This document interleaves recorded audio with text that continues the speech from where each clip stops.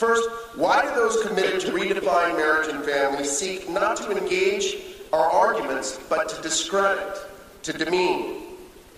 The purpose of demeaning conservatives or the pro-family movement or whatever else you wish to call our common cause, I will simply call it conservatism, serves one simple goal: to make us members of a caste of society outside the pale of acceptable discourse and opinion. A quick path to removing us from the realm of acceptable discourse is to introduce the idea that we are unstable, we are paranoid. But to be paranoid is to falsely believe in some threat to yourself or your society. How can people of goodwill not see that the collapse of moral norms, of an acceptance of objective reality, has led to disastrous consequences for all of us? That the threat is real, not imaginary. Even some leaders of the movement to radicalize the family now see that their revolution has gone too far. When radical feminist Germaine Greer openly mocks the idea that a man can simply become a woman by believing it is so, we should sit up and take notice.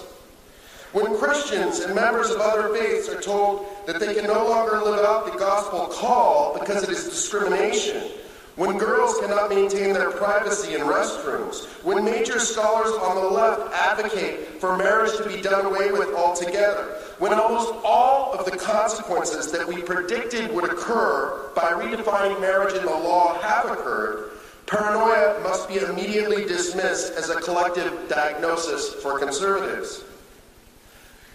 The claim that conservatives are anti-intellectual likewise fails the truth test. Of course, in any movement, there will be varying levels of intellectual commitment. But it is also true that an almost constant in the historiography of liberalism has been to claim that there really is not a conservative intellectual tradition at all.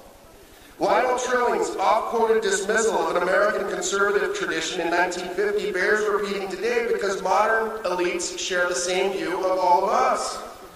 Trilling said that in the United States, quote, liberalism is not only the dominant, but even the sole intellectual tradition, and that the conservative impulse, with some isolated and some ecclesiastical exceptions, expresses itself, now listen here, not in ideas, but only in action or in irritable mental gestures which seek to resemble ideas. Thus, an entire intellectual tradition is dismissed out of hand as irritable mental gestures.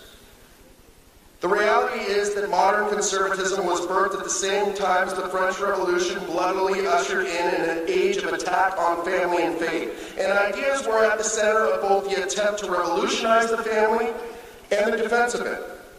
Conservative writers and thinkers around the world saw that the threat of the armed ideology spreading from the French Revolution was international in nature, and they responded.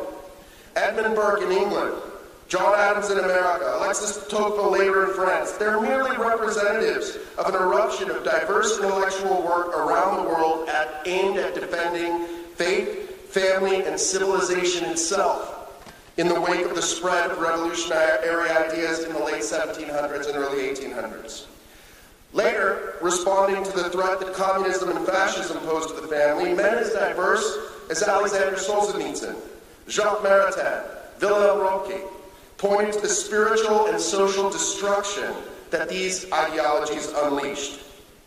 So, we can dismiss the first two claims, that we here gathered are somehow paranoid or anti-intellectual.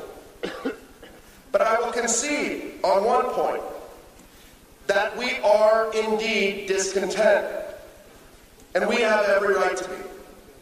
We are discontent with a world that intentionally robs a child of his right to be known and loved by his mother and father.